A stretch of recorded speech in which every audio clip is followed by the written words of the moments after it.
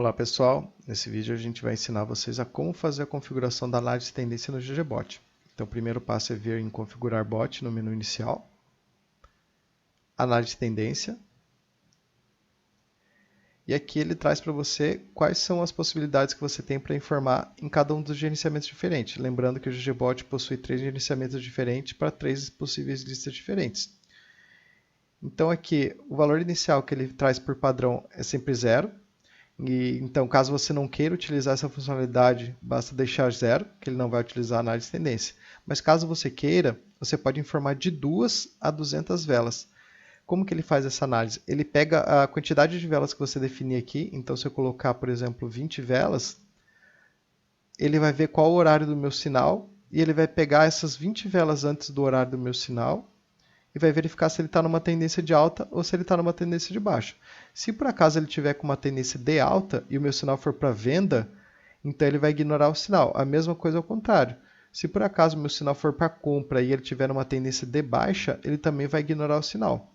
Então eu vou trazer aqui para vocês um exemplo prático, nesse mesmo período de 20 velas, aqui nesses meus resultados. Então note que para euros GBP, nesse par de moeda OTC, às 2h53, para moedas de time frame M1, que vai ser quais são os time frames que ele vai utilizar sempre o do sinal. Então, se por acaso o meu sinal for de M1, ele vai buscar e vai fazer o cálculo da análise de tendência para as velas de M1. Se fosse M5, ele pegaria só as velas de M5 e faria análise de tendência também, por exemplo, nesse meu caso com 20 velas antes desse horário.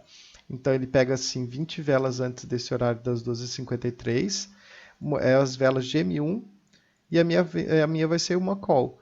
Então esse sinal aqui ele estava com uma tendência de baixa nesse horário. A gente pode confirmar aqui na própria Equioption. Essa linha roxa aqui que eu tracei foi exatamente as 20 velas que eu coloquei lá na configuração do bot. Então se vier indicadores aqui e você adicionar esse MA, que é o Moving Average, de 20, por exemplo, ele vai traçar a mesma linha de tendência que o robô faz os cálculos na hora de fazer a análise de tendência. Então eu coloquei 20 e ele fez essa tendência de queda aqui. Então se você notar que as 2h53, que é essa minha vela aqui, teve duas velas verdes que foram de venda. E o meu sinal seria para call. Então, mesmo se desse martingale 1, eu faria entrada aqui e perderia, e faria outra entrada aqui e perderia. Então, essa análise de tendência acabou me livrando de um loss que eu tomaria nessa tendência de baixa aqui, com o meu sinal sendo para compra. E é assim que funciona a análise de tendência para o ggBot.